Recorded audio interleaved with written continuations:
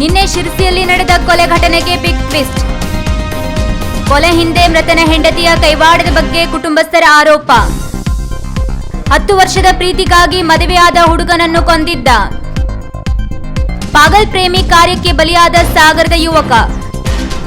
ಶಿರಸಿ ಪೊಲೀಸರಿಂದ ತನಿಖೆ ಚುರುಕು.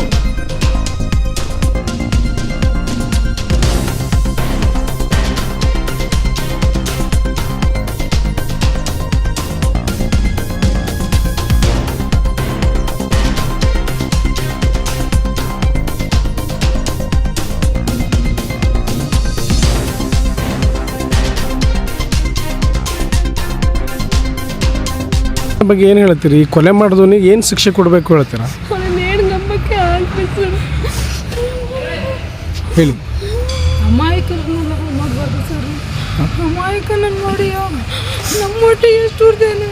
ಅವನು ಅದು ಚಟ ಇದೆ ಅವಳನ್ನ ಅವಳು ಕೊಲೆ ಮಾಡಬೇಕೈತ್ರಿ. ಬೇಡಂತ ಕರ್ಕೊಂಡು ಹೋಗ್ಬೋದಿತ್ತಲ್ರಿ.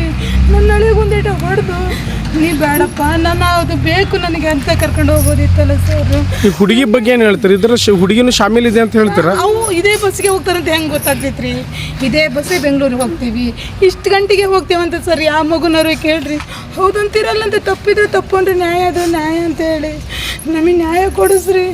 ನನ್ನ ಅಳಿಯ ಬೇಕು, ನನ್ನ ಅಳಿಯ ನನಗೆ ಬೇಕು.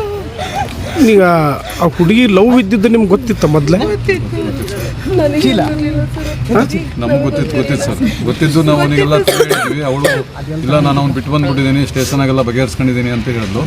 ಕೊನೆಗೆ ಆಮೇಲೆ ಮುಂದೆ ಏನಾದ್ರು ಅನಾಹುತ ಆದರೂ ಹೊಣೆ ಯಾರು ಅಂದರೆ ಇಲ್ಲ ಅಂಥದ್ದು ಏನೂ ಆಗಲ್ಲ, ನೀವ್ಯಾರು ಏನೂ ತಲೆ ಕೆಡ್ಸ್ಕೊಳ್ಳೋದು ಬೇಡ, ನಾವು ಇದನ್ನೆಲ್ಲ ಕ್ಲಿಯರ್ ಮಾಡ್ಕೊಂಡಿದ್ದೀವಿ, ನಾವು ಆರಾಮಾಗಿ ಇರ್ತೀವಿ ಅಂತೇಳಿ ನಮ್ಮ ಹತ್ರ ಹೇಳಿದ್ರು. ಈ ಡೆತ್ ವೀಕ್ಷಕ ಮಹಾಪ್ರಭುಗಳೇ, ನಮ್ಮ ಚಾನಲ್ ಅನ್ನು ಸಬ್ಸ್ಕ್ರೈಬ್ ಮಾಡಿ, ಶೇರ್ ಮಾಡಿ, ಪ್ರೋತ್ಸಾಹಿಸಿ.